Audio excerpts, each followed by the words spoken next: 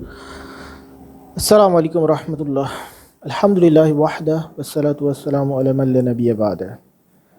রাব্বি ইশরাহ লি সাদরি ওয়া ইয়াসসির লি আমরি ওয়াহলুল উকদাতাম মিন লিসানি ইয়াফকাহু কওলি। ক্বালা আল্লাহু তাআলা ইয়া আইয়ুহাল্লাযিনা আমানু তাকুল্লাহ ওয়া লা তামুতুন্না ইল্লা ওয়া আনতুম মুসলিমুন।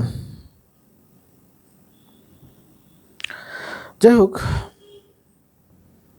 যে ব্যাপারটা গতকাল আসলে আমি একটা ঢাকার একটা মসজিদ, তার পাশে দিয়ে হেঁটে যাচ্ছিলাম। এর মাঝে যা বুঝেছি তা হচ্ছে খুব সম্ভব আশুরার সময়টা চলছিল তখন। আশুরার সময় চলছিল বলতে বোঝাচ্ছি সময়টা এখন আশুরার, কারবালা, হাসান হুসেন রাদিয়াল্লাহু আনহুর শাহাদাত। সো এই টপিকসটা একটা সরগরম টপিকস। যাই হোক, এর মধ্যে যে অঞ্চলগুলা একটু কম অগ্রসর ইসলাম বুঝার ক্ষেত্রে, অথবা যারা কিছুটা মাঝারি, কিছুটা শিয়া, এই ধারার উপরে চলে, তারা ব্যাপারটাকে খুব বাকবাকম অবস্থা হিসেবে নিয়ে নেয়। তারা আনন্দ করে না দুঃখ প্রকাশ করে, ব্যাপারটা বোঝা খুব মুশকিল হয়ে যায়। তো যাই হোক, যে ব্যাপারটা আমার মাথার মধ্যে কাজ করেছে তা হচ্ছে বিভক্তি, মুসলিমদের বিভক্তি, তীব্র বিভক্তি। আমরা আল্লাহ রাসূল সাল্লাল্লাহু আলাইহি সাল্লামের বলে যাওয়া সেই হাদিস যে আমার উম্মত ৭৩ দলে বিভক্ত হয়েছিল। পূর্বের উম্মত হয়েছিল ৭২ দলে, আমার উম্মত হয়ে ৭৩ দলে বিভক্ত, 73। এবং তার মধ্যে শুধু একটা দল থাকবে যারা হবে জান্নাতি, মানে সঠিক পথের ওপর থাকা দল। এখন যদি হিসাব করতে যাই, তাহলে এই সংখ্যা আসলে কি 73-তে আছে? হিসাব করতে গেলে সেটা 1000, 2000-এর উপরে হয়তো চলে যাবে এই সংখ্যা। তার মানে ব্যাপারটা আসলে ব্যাপারটা এরকম হবে যে আপনার কয়েকটা নাম ধারণ করতে পারেন। আপনি হানাফি, আপনি সালাফি, আপনি হাম্বলি। হতে পারে যে এই সমস্ত কয়েকটা দল যারা কোরআন এবং সুন্নাহকে আঁকড়ে ধরে, তারা সব মিলিয়ে একটা দল। এটাই হয় স্বাভাবিক, নয়তো 73-তে আসলে কভার করা সম্ভব না। তো বিভক্তি, মুসলিমদের এই বিভক্ত দলের একটা ছোট সার্ভে আপনাকে দেই। যতগুলো দল আসলে এখন চলমান, তার মধ্যে প্রায় 25% তারা হচ্ছে নন ডিনোমিনাল টাইপ, অর্থাৎ তারা স্পেসিফিক কোনো একটা ইজম অথবা স্পেসিফিক সেক্টের ভেতরে যায় না, তারা নন ডিনোমিনাল। এটা ভালো। এরপরে আসেন, ক্লাসিফাই যখন করা হয় তখন মেইন দুটো ক্লাসিফিকেশন চলে আসে। একটা হচ্ছে সুন্নি আর একটা শিয়া। সুন্নিদের সংখ্যা প্রায় 75-90% মতো, অন্যদিকে শিয়াদের সংখ্যা প্রায় 10-13%। এছাড়াও এখানে আরও কিছু দল আছে, যেমন এবাদিজম বা খারেজি আছে, সুফি, তারপরে আছে মাদভিয়া, আহমাদিয়া। সো এরকম অনেক। তার মধ্যে এদেরকে আবার যদি ক্লাসিফাই করতে চান তাহলে অনেক পাবে। যেমন যারা সুন্নি ইসলাম, সেই সুন্নি ইসলামকে বা সুন্নি মুসলিম, তাদেরকে যদি ক্লাসিফাই করতে চাই তাহলে দুইটা ক্রাইটেরিয়া প্রথমত চিন্তা করা হয়। একটা হচ্ছে school of Islamic jurisprudence, Islamic আইনশাস্ত্র, সেটার উপরে ভিত্তি করে। আরেকটা হচ্ছে স্কুল অফ ইসলামিক থিওলজি এবং তাত্ত্বিক ইসলাম বা তাত্ত্বিক ধারা, এর উপরে ভিত্তি করে আরেকটা ধারা। যেমন স্কুল অফ ইসলামিক জুরিসপ্রুডেন্স বা এই যে ফিক ফিকা, এই ফিকা শাস্ত্রের উপরে ভিত্তি করে যে স্কুলগুলো আছে, যেমন হানাফি, মালিকি, শাফি, হাম্বলি, জাহিরি, এই সেক্ট। আবার যদি আমরা স্কুল অফ ইসলামিক থিওলজি অর্থাৎ আকিদা, এটা ফিক না, স্কুল অফ জুরিসপ্রুডেন্স হচ্ছে ফিক, আর ইসলামিক থিওলজি সেটা হচ্ছে আকিদা। এই আকিদার উপরে ভিত্তি করে যদি এই সুন্নিদের ক্যাটাগরাইজ করেন তাহলে সেটা হবে যেমন আতারি, এটা 8ম সেঞ্চুরির দিকে ছিল, যারা হাম্বলি এবং বর্তমানে যে আহলে হাদিস যে ধারার আলেম তারা। এর পরে আছে আশারি, এরা 10ম শতাব্দীর দিকে, তারা মালিকি অথবা শাফি এই ধারাতে চলে যায় আশারি। আরেকটা মাতুরদি, এটা 10ম সেঞ্চুরি।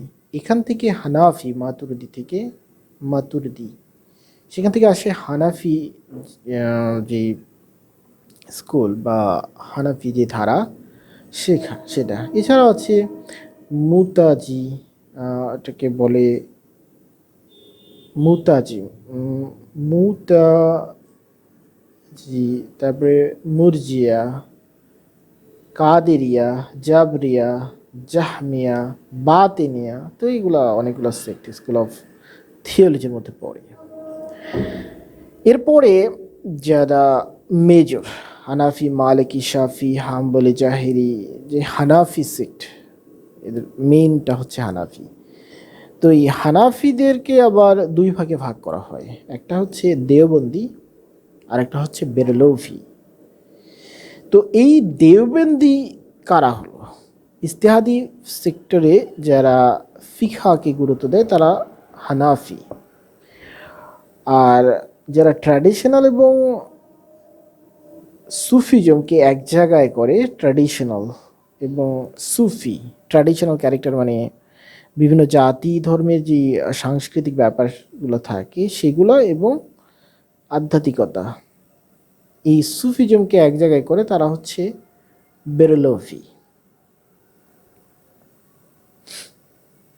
আর এইখানে একটা ব্যাপার সম্ভবত আমি একটু মিক্সড করে ফেলেছি। দেওবন্দি হচ্ছে হানাফি ক্যাটাগরির মধ্যে পড়ে, যারা ফিকহি বিষয় নিয়ে আবু হানিফা রাহমাহুল্লাহর বিশ্লেষণ, ফিকহি সেক্টর, সেটাকে প্রায়োরিটাইজ করে। আর বেরলভি তারা ট্র্যাডিশনাল এবং সুফিজমকে এক জায়গায় করছে। ওকে, তো এই সমস্ত চলছিল। তো এই হানাফি, আহলুল হাদিস, এদের কিছু বা এদের মধ্যে থেকে আরও কিছু মুভমেন্ট পরবর্তীতে তৈরি হয় যেগুলো অনেকটা পলিটিক্যাল, অনেকটা দাওয়া ভিত্তিক। যেমন পলিটিক্যাল মুভমেন্টের মধ্যে আছে মুসলিম ব্রাদারহুড, জামাতে ইসলামী, হিজবুত তাহরির। এগুলো হচ্ছে political movement, they are not actually religious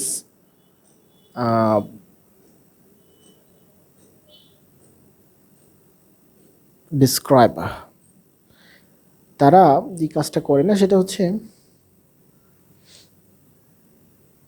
ফতুয়া দেয় না। যেমন মুসলিম ব্রাদারহুড, জামাত ইসলামী অথবা হিজবুত তাহরির, এরা যেটা চায় ইসলামী শাসন প্রতিষ্ঠা করা, বাট ফতুয়ার সেক্টরে এরা নাই। কিন্তু ফতুয়া দেয় কারা? হানাফি অথবা আহলুল হাদিস যারা আছে তারা হচ্ছে দাওয়া এবং সংস্কার মুভমেন্ট। আহল হাদিস, ভাবি, সালাফি মুভমেন্ট, নন পলিটিক্যাল, পলিটিক্যাল, আরও জিহাদি, এরকম অনেকগুলো সেক্ট এখানে সেখানে আরও আছে। এছাড়া যদি আমরা শিয়ার ক্ষেত্রে যাই, অনেক সময় একটা মানুষের বড় সমস্যা হচ্ছে কিছু মানুষ শিয়াকে টোটাল কাফের বলে ঘোষণা দেয়, যেটা আমার কাছে একেবারেই অগ্রহণযোগ্য। শিয়াকে কাফের বলে বলার ক্ষেত্রে তারা যে যুক্তি নিয়ে আসে যে শিয়াদের একটা শিয়াদের একটা অংশ না বলে, তারা শিয়ারা যেটা করে সাহাবীদের গালি দেয়। এবং তারা আরেকটা কথা বলে, সেটা হচ্ছে জিব্রাইল আলাইহিসসালাম ভুল করে ওহী নিয়ে এসে নিয়ে আসেন আল্লাহ রসুল সাল্লাহ সাল্লামের উপরে, তার আসার কথা ছিল হযরত আলী রাদিয়াল্লাহু উপরে। এরকম কিছু কথা প্রচলিত আছে, সেগুলো শিয়াদের একেবারেই মূর্খ বা খুবই নগণ্য বা খুবই অল্প সংখ্যায় কিছু নাদান এই কথাগুলো বলে। সমস্ত শিয়া তাদের মধ্যে তাদের সাথে যায় না, খুবই অল্প। তার মধ্যে যেটা, হ্যাঁ একটা কথা সত্য যে কিছু শিয়া তারা সাহাবিদের গালি দেয়, কিছু, তাদের সংখ্যা কিন্তু খুব কম। তো আসেন শিয়াদের প্রকারভেদটা একটু দেখি। তো মোট মুসলিমদের 10 থেকে 13% শিয়াদের মধ্যে পড়ে, যাদের মধ্যে মেজর যারা অধিকাংশ মানে বেশি সংখ্যা যারা আছে তারা হচ্ছে জাফরি, এবং অল্প সংখ্যক যারা আছে সেরা তারা হচ্ছে ইসমাইলি জায়েদি সম্প্রদায়। তো এই ইসমাইলি জায়েদি এরা মোটামুটি সুন্নিদের কাছাকাছি। পলিটিক্যাল কিছু ব্যাপার এরকম আছে যে প্রথম দিকে যখন শিয়া সুন্নিতে ভাগ হয়, এটা টোটাল ছিল পলিটিক্যাল, এটা রিলিজিয়াস কোনো ব্যাপার ছিল না, পলিটিক্যাল ব্যাপারটা এরকম ছিল। সুন্নিপন্থী যারা তারা আসলে চেয়েছিল যে খেলাফত রাষ্ট্রীয় দায়িত্ব সেটা যারা যোগ্য মুসলিমদের মধ্যে তারা তাদের মধ্যে থেকে একজন হবে। এখানে কোনো ধরনের বংশীয় ব্যাপার, আল্লাহ রাসূল সাল্লাল্লাহু আলাইহি ওয়াসাল্লামের যে বংশ বা বংশীয় পরম্পরা আছে সেখানে হবে না। কিন্তু একটা গ্রুপ মানুষ তারা বললো না, এটা হযরত আলী, হাসান, হোসেন তাদের যে লাইন আছে সেখান থেকে হবে। তো এটা টোটাল যে ডিভাইডেশন প্রাথমিকভাবে সেটা ছিল পলিটিক্যাল, নট রিলিজিয়াস। তো যাই হোক, পরে এর ভেতরে কিছু বিচ্যুতি ঘটেছে, এটা সত্য। তো এই মেজর যে জাফরি শিয়াদের, তারা আবার তিনটা ভাগে বিভক্ত। একটা হচ্ছে আলোই, একটা হচ্ছে আলেভি, আর ট্রেভলার, ইতনা আশাওরা। তো এই যে মেজর সংখ্যক যারা আছে এই জাফরিদের মধ্যে তারা হচ্ছে ইতনা আশাওরা, 12 ইমামি। এই 12 ইমামিরা আবার দুই ভাগে ভাগ হয়, একটা হচ্ছে উসুলি আর একটা হচ্ছে আকবরি। এই যে আমরা ফিকা এবং উসুল একসাথে শুনতাম, আসলে ফিকা ব্যাপারটা সুন্নিদের সাথে যায়, উসুল ব্যাপারটা শিয়াদের সাথে যায়। এই দুইটা মিলে দুইজনকে সন্তুষ্ট করার জন্য ফিকা উসুল নামে একটা সাবজেক্ট মাদ্রাসায় পড়ানো হয়। যাই হোক, উসুল যারা তারা ইস্তিহাদি, আর আকবরি যারা তারা ট্র্যাডিশনাল ব্যাপারগুলোকে প্রায়োরিটাইজ করে। তো এই ছিল সুন্নিদের ক্লাসিফিকেশন। সুফি যারা আধ্যাত্মিকতার চর্চাটা করে তাদের মধ্যে অনেক সেক্টর, যেমন তাসাউফ, আজমেরিয়া, বখতিয়া, চিস্তিয়া, তারপরে কুবরিয়া, মেভলেভি, মুরিদি, নকশবন্দি, নিয়ামতুল্লাহ, নুরবখশিয়া, ওয়াশকুরুনি, কাদেরি, তারপরে সরোয়ার্দিয়া। সো এরকম অনেক অনেক সেক্টর সেটা সুফিজমের মধ্যেও আছে। এছাড়াও তো আমরা জানি আহমেদিয়া একটা সম্প্রদায় আছে, তারপরে মাধভিয়া। তো এরকম অনেক অনেক অনেক অনেক ক্লাসিফিকেশন সেটা আছে। তো এখন ব্যাপার হচ্ছে মুসলিমরা কি করবে। মুসলিমদের পরিচয় হবে তারা মুসলিম, কেননা আল্লাহ সুবহানাহু ওয়া তাআলা সূরা হাজ তার মধ্যে বলেছেন ওয়াসাম্মাকুমুল মুসলিমিন মিন কাবলু ওয়া ফি হাজা ওয়াসাম্মাকুমুল মুসলিমিন, তিনি তোমাদের নাম রেখেছে মুসলমান, মিন কাবলু পূর্বেও তিনি নাম রেখেছিলেন মুসলমান, ও ফি হাজা এবং এই কোরআনের মধ্যেও তোমাদের জন্য বর্তমান তোমাদের জন্য নাম রেখেছেন মুসলমান। সুতরাং এই যে বিভক্তি, এই বিভক্তি অগ্রহণযোগ্য। আমরা মুসলমান হিসেবে থাকতে হবে। মান ফারাকা জামাত ফামাতা মাইতাত জাহিলিয়াত, যারা জামাত পৃথক করলো তারা আসলে জাহিলিয়াতের উপর তাদের অবস্থান তৈরি করে নিল। সুতরাং পৃথক করে নেওয়াটা এটা কোনোভাবেই যৌক্তিক অবস্থা নয়। আমাদের একমাত্র পরিচয় হবে মুসলমান। কেননা জানাজার নামাজে যখন আমরা দাঁড়াই তখন আমরা আল্লাহ সুবহানাহু ওয়া তাআলার কাছে দোয়া করি এভাবে, আল্লাহুম্মা মান আহইয়াতা মিন্না, হে আল্লাহ পাক আমাদের মধ্যে যারা জীবিত আছে ফাহিয়া আলাল ইসলাম, তাদেরকে আপনি ইসলামের উপর জীবিত রাখেন, মানে মুসলমান হিসেবে জীবিত রাখেন। ওমান তাওয়াফায়তা মিন্না, এবং আমাদের মধ্যে যারা মারা যাচ্ছে, ওমান তাওয়াফায়তা মিন্না ফাতাওয়াফাল ঈমান, এবং তাদের ঈমানের সাথে মৃত্যু করেন। সুতরাং ব্যাপারটা হচ্ছে, আপনি যখন কবরে আপনাকে জিজ্ঞাসা করা হবে সওয়াল জবাবের সময় তোমার ধর্ম কি, তখন আপনি তো বলবেন আমার ধর্ম ইসলাম। তার মানে আপনি ইসলাম মানে আপনার ধর্ম, আপনি মুসলিম, ইসলাম যে পালন করে সে হচ্ছে মুসলিম। আপনি নিশ্চয়ই এটা বলবেন আমি হানাফি, আমি আহলুল হাদিস, আমি হাম্বলি, আমি বেরলভি।